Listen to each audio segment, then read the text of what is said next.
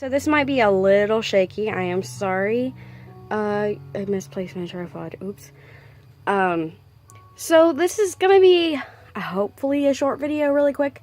I just wanted to talk about the haul I did Saturday of everything I got from the toy and doll show, which pretty much you might as well just call it a freaking doll show, which was it was a little disappointing, but at the same time I did find some really cool stuff, you know. And I actually, believe it or not, the loose Barbies and dolls that I bought to resell for $1 actually helped me make what I spent back. So that's kind of what I'm wanting to talk about right now, because, you know, when people go to these toy shows or doll shows, you know, of course buy for yourself. I'm not saying don't buy for yourself, you know what I mean? That's like the first priority. This is kind of one of those things I'm trying to talk about is, okay, so of course number one would be go to the doll show or a toy show, and of course look for you first. Have a budget, definitely have a budget. I had $100 with me, and honestly I wish I had more to spend, but that was when I thought there was going to be more things like Lady Lovely Locks or Strawberry Shortcake or Care Bears or anything on this like shelf or any of these shelves that I didn't already have that would be a different color or character or anything, honestly, because I had a 2-page list of vintage plush and toys that I absolutely wanted, and the only few dolls I wanted to get would be like pull-up dolls or, you know, the vintage dolls and stuff like that. And I got a Living Dead doll, which I was very happy about. Again, I made back everything I spent. So, like, anything else I sell out of the, I think 8 items I bought to sell is all profit at this point. So that's pretty cool. But, like, again, when shopping, number one, for yourself, and then 2, if you have extra money and you don't find anything else you want, always look in the dollar bins or $5 bins. I used to hate doing this because I feel bad because people throw things in the dollar bins at these shows just to get rid of, and they don't care, and a lot of it, people at the doll shows and stuff are older people, and they don't use eBay, they don't care about eBay. I understand and I respect it, because there is times where when you're trying to sell on eBay, it's frustrating and it's hard. I have had success with eBay over the past 5-6 years now. When I was younger, I did eBay starting out when I was 14 years old. Let's just say there was some really hateful people out there, even though as a 14-year-old, I was professional, about as professional as I am now. Believe it or not, I'm actually more down to earth when I sell on eBay now than I was then, just because I wanted people to perceive me as an older age, and now I just don't care because I'm 27, you know? So if you see dollar bins and you see packaged Barbie fashion packs and you see Barbie dolls that you know are worth money, like, usually reproduction Barbies don't do squat unless they're unique, and I still could not track down that reproduction Barbie when I was searching. I just put her under a like American Girl style, which would be the one with the short hair, and she got snagged up for 30 bucks. I'm like, what? I like was going to bed and I was dead asleep, and I heard that cha-ching sound on my phone. I'm like, what? I made $30 off a Barbie I paid $1 for? Okay. And the Integrity doll, the same thing, about the same price. And I'm just like, I wasn't expecting that. And I promise you, I'm not trying to brag. I'm just trying to say, if you want to make a little profit from a toy show or a doll show that you paid $5 to get into, because me and Will had to pay $10 together to get into this doll show. And he didn't end up finding anything because there wasn't any toys like we thought there was going to be, you know what I mean? So we were pretty, like, miffed about the fact that we had to pay $10 to get in for both of us. But the fact is, I spent $50, $60 on everything.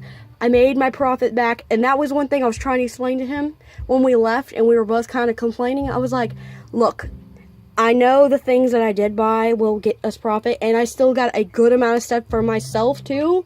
And with the money that I make from stuff that I made profit off of, we can go to the store, we can buy video games for him, or, you know, something for me. I'm like, I don't really care what the money, you know, gets spent on. I was looking for more vintage Care Bears, and the money that I made back from everything as a profit is actually going to a whole bunch more of the vintage vinyl Care Bears for like $2, $3 on Instagram, and for my mom and stuff like that. So that was really cool. So basically the idea is buy stuff for profit that you know will get sold quickly, sell it for a fairer price, actually $1 or $2 cheaper than the other person. I know that sounds really bad, but if you want it out of your house faster is what I'm trying to say. Sell it for a few dollars cheaper, and even put best offer, and be willing to take whatever, because you already paid $1 for it, so you already know you're making profit no matter what. And then you can go on eBay or go on Instagram or Depop or wherever you like to go, even Etsy, to buy the things that you want. Because, like, you know, I've been looking for LPS. I got this one for $1 from my mom. And, like, you know, like, buy the things that you wanted from your list from the toy shows and doll shows with that money that you make back. Because I'm getting some of the PVC Care Bears and these Care Bears, which that one's modern. And then I'm getting some of the, like, one of the PVC strawberry shortcakes. And I'm actually getting some vintage little Kittles. I think I'm actually going to, like, I don't know, probably throw them in here. These are the Tyco 90s Kittles right here. And here I only have 2 of those. I'm looking for those like crazy. But I just wanted to throw that out there. I know it's frustrating when you're trying to find vintage toys and vintage plushies. And, you know, they're so beautiful and so desirable. And, you know, it's aesthetic for all of our hearts and stuff like that. And if you don't find it there, and you even, like, I was even talking to sellers who had stuff, and I'm just like, I'm surprised there's not even any strawberry shortcake in here or anything.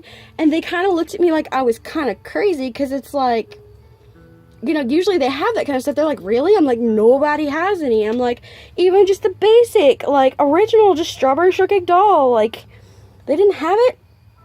And I'm like, what? It's like, I already have one, but the idea is, like, I'm surprised no one has any strawberry shortcake. And just buy the things that you know will sell. With that money, buy more stuff that you know will be good filler or whatever for your collections and stuff like that. Because we all love our toys that we collect. And, you know, this, like, I'm going to say this right now. Some of these, when we eventually have kids, some of the bigger things will go to our children. But a lot of this is, like, I want to say retirement fund or whatever I feel like. Because, you know, this stuff is not cheap. But I've gotten everything either thrifted, gifted, bargained, or whatever I felt like. And, you know, like, most of this was dirt cheap. And I love it all, and I admire it all. And eventually, this toy room will be finished so you guys can see all of it. But doll shows are the best place to go, where you can get stuff for yourself, get stuff to resell. And I actually still have $2 in my wallet left over from everything. And that was even after going to yard sales and Target. Like,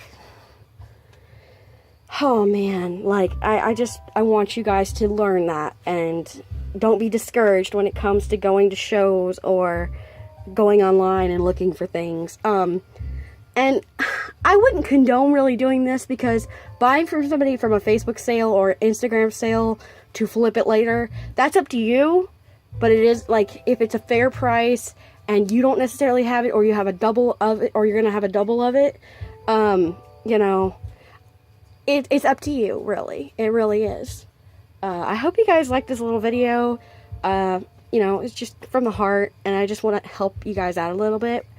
And I want to do more Barbie demo videos, or not necessarily Barbie, or just testing old toys again. I don't know, maybe in the future. But that was really fun, and I still have to do a demo of the Teen Talk Barbie. I'm rambling on. I love you guys.